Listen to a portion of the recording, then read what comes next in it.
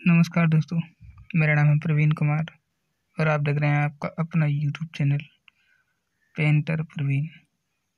दोस्तों, चैनल पर नए हो तो चैनल को सब्सक्राइब कर लीजिए और बेल आइकन के घंटे को दबाना ना भूलिए। दोस्तों, आज की इस वीडियोज़ में हम आपको सी और डी को नए स्टाइल में लिखकर दिखा रहे हैं। दोस्तों, इस प्रकार से आपको लिखना है। दोस्तों, ऑयल पेंट कलर जो है वाइट कलर का, ये सीन का पेंट है, ऑयल पेंट है।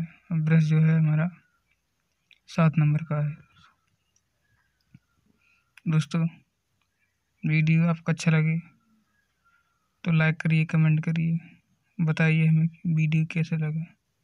दोस्तों, अगर आपकी कोई राय हो तो आप हमें कमेंट्स बॉक्स में लिखकर भी हमें बता सकते हैं।